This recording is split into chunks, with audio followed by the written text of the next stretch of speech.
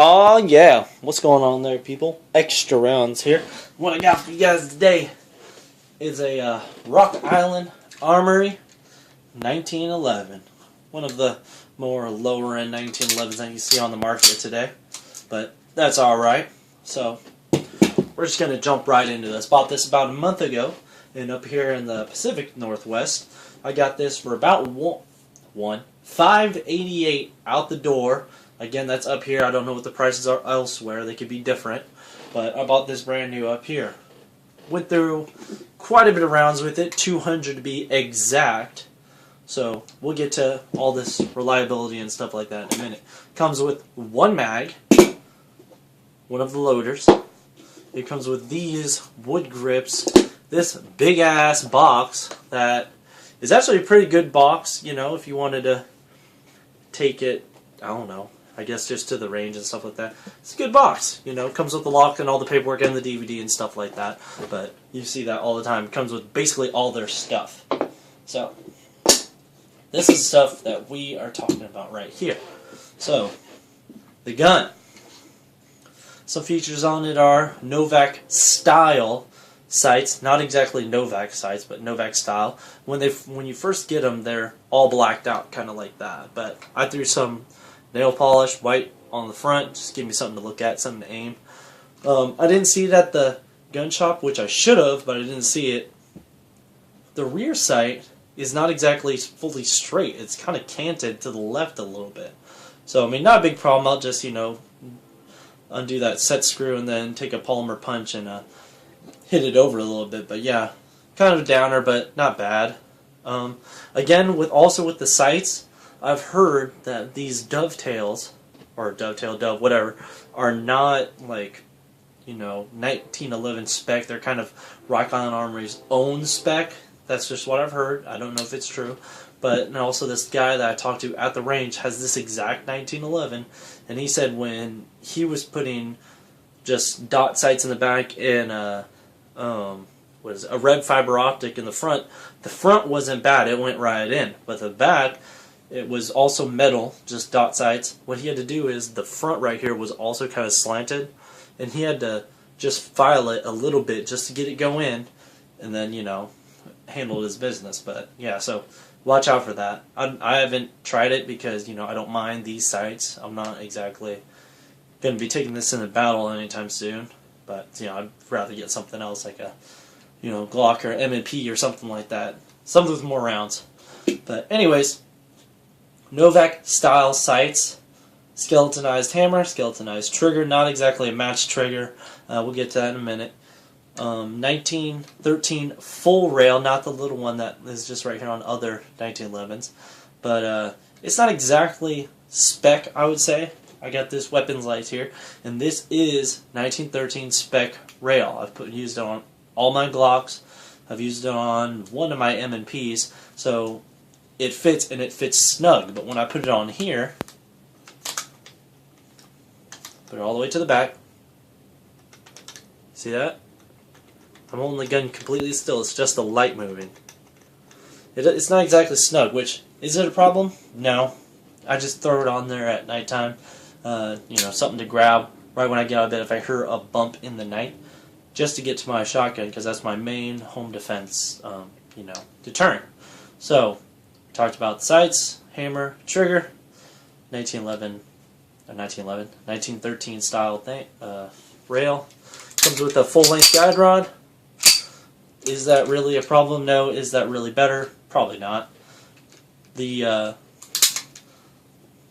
little ejection port right here is kind of recessed a little bit. I think that's what you call it, or just, you know, shaved off a little bit, which is something you kind of see on the higher end guns. And also the trigger is also kind of recessed on both sides right there, which again is also something you usually see on higher end guns. I have extended ambidextrous safeties, which with some people, when, you know, with bigger hands, they dig into your hand really, really bad. It doesn't dig into my hand because I have like medium-sized hands. And what it does do, it's kind of sharp right here on the tip. So when I hit it, it kind of scratches the top of my thumb a little bit.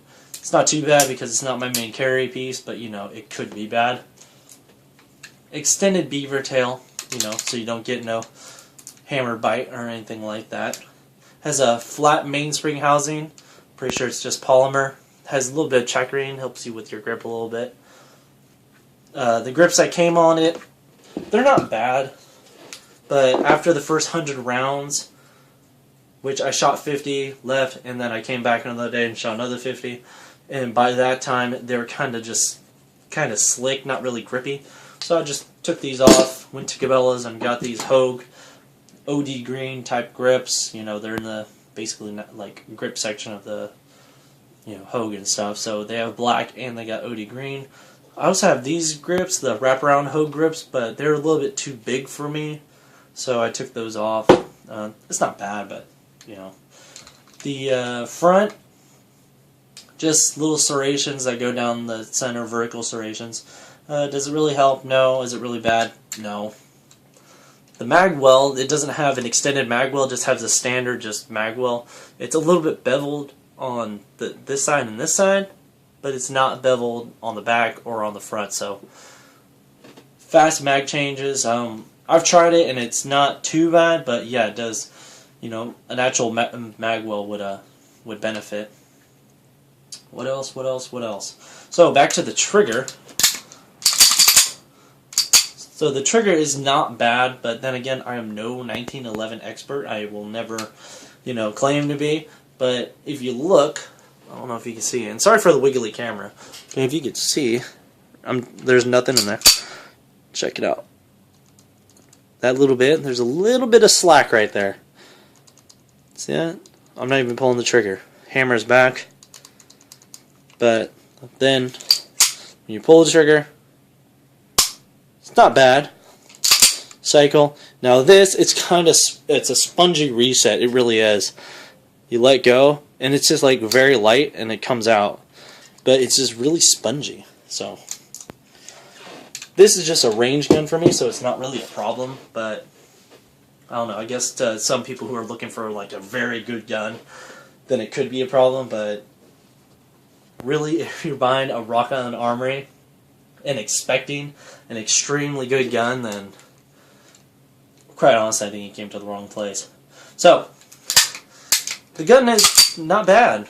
Vertical serrations on the back. Really, these are really good. They're grippy.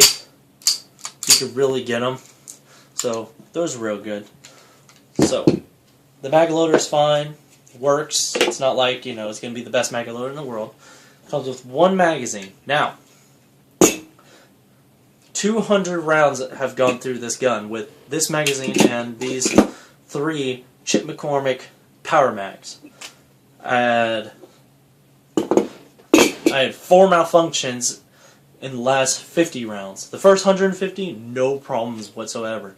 The last 50, this last trip that I just took last week, I had 4 malfunctions. 2 with this and 2 with this magazine. Now, the 2 that I had with this, I contribute, you know, half to the magazine and half to the gun. They were 2 failure feeds on this magazine. This one, it was right on like the 2nd round when I fired, and then the next one was right on like the 4th or 5th round. It was when it was a failure feed. So, you know, no problem. I just racked it and let it go. This one, I had 2, you know, failure for the slide lock back, and the reason was, and I figured this out right when I got home, was these Chip McCormick mags. If you look right here, I don't know if you'll be able to see that, but there's a little round piece right there on the follower. So, you know, when that round piece is up like that, I'll see if it'll work. See, the slide lock's back. Okay.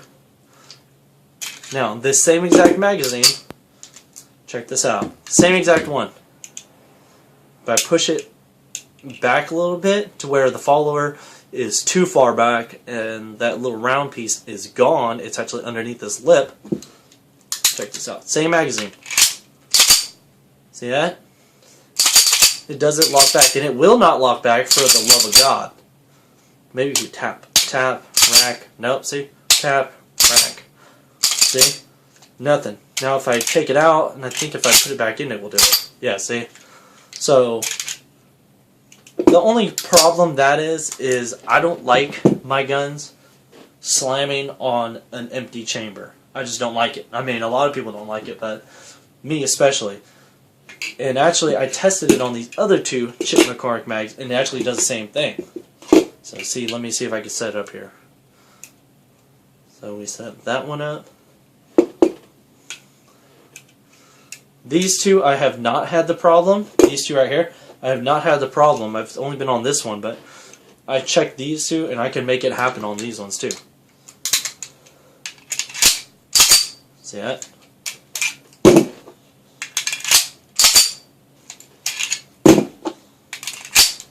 See that? So, that's the only downfall to these Chip McCormick mags. So the two malfunctions I had with this, I blame it 100% on the mag. Oh, sorry, excuse me. Because of the follower.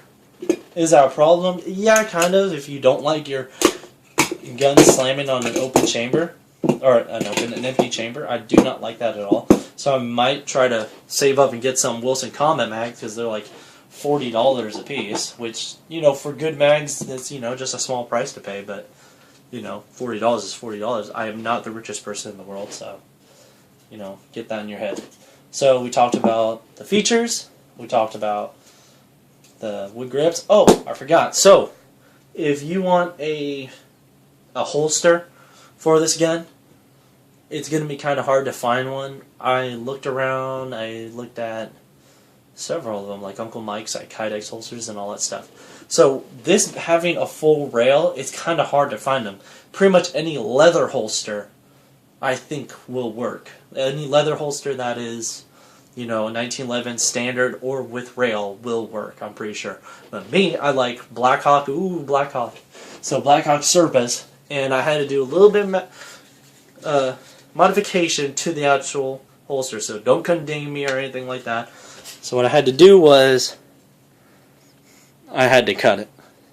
This is a Blackhawk Serpa holster for standard 1911s and 1911s with the standard rail, the small one, not with the full length rail. If there is one with like an actual good holster, like, you know, this, or just, you know, one that just holds it with retention, put a comment down there, because I want to find one, because this is kind of janky.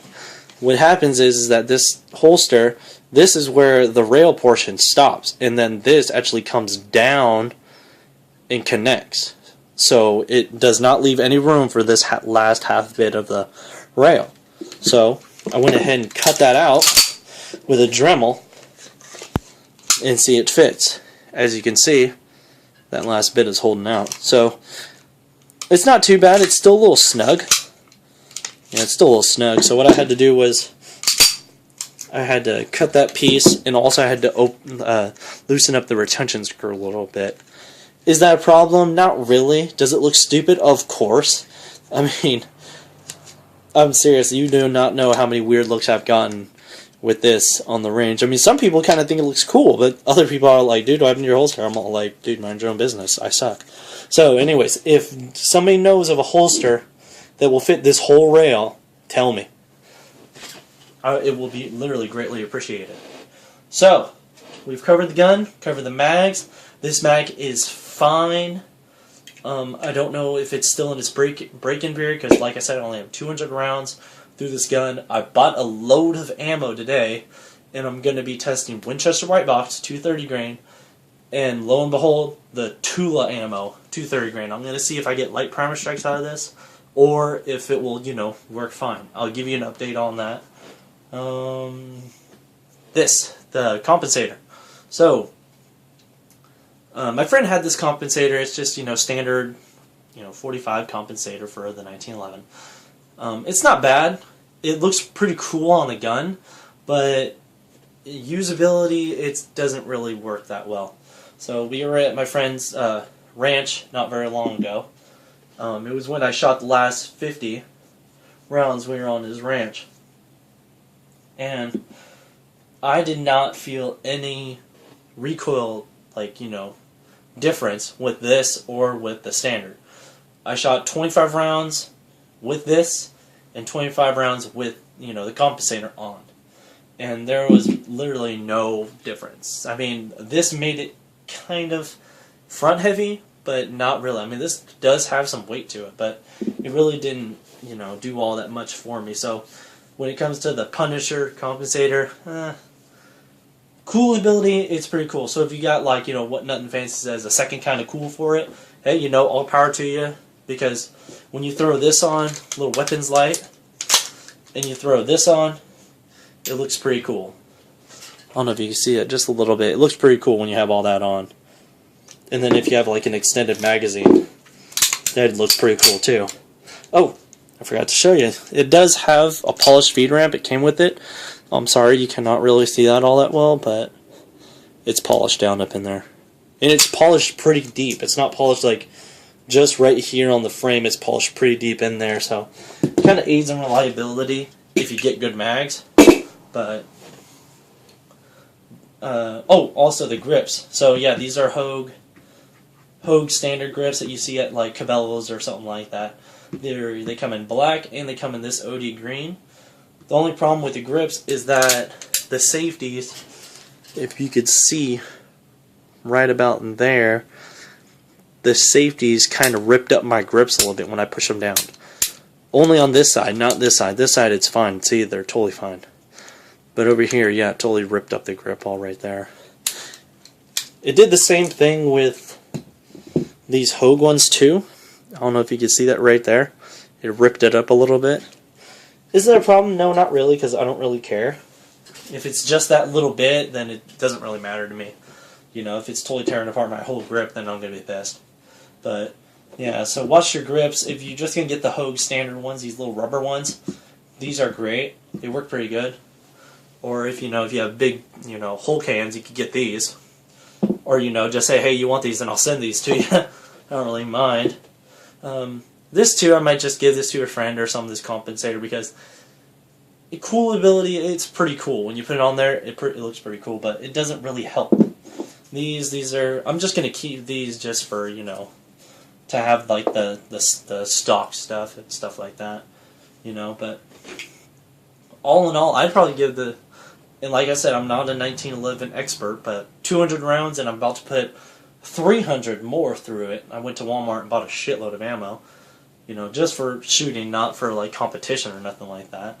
So I'm going to about put 300 more through it and see how many more malfunctions I get. But if I was to score this, you know, like on scale of 1 to 10, if you are a 19, like if you love 1911s or you just want to get yourself a 1911, just something, I would definitely get this. I would say probably 8.5 out of 10, you know. The reason I put 8.5 is because, you know, the 1913 rail is, I don't think, up to spec. The trigger, you know, a lot of people are like 1911 trigger, you know, when you first get them, they all should get a trigger job. Unless you get it from like Wilson Combat where it's totally custom. Or like a Les Bear, you know, a lot of people say they need a trigger job. Like this one. Definitely needs something done with it. Will I do it? Maybe. You know, in the future, I don't know, but, you know, that's just me. And also, I would like to see an extended magwell, but, you know, what do you expect from a low-end gun? But it has good weight to it, you know, like you would think like a 1911. You know, with the full rail, it gives it more weight up front, so, you know, when you're shooting, it helps a lot more. So, like I said, 8.5 out of 10. Would I recommend it to a friend? Of course. It's a 1911. You know, it's on the lower end. It's not too bad. The ammo is expensive. You know, I just bought a crap load today, but good gun. If you have the chance to buy one, and if it's under $600, then buy it. If it's under $500 and you have the money, definitely buy it. And if it's under $500, like $450 or something, and you have the money and money to buy ammo and maybe another mag or two, or, you know, if you're going to wait till your next paycheck to buy some more mags, just buy the ammo, then, dude, just totally pick it up. It's a cool thing to have, and, you know, just a fun little plinker, because that's pretty much what I use this for, not really, like, training and stuff like that. I use my other guns for that, but fun little gun. So, that's all that I got for you guys today, and I'll see you later.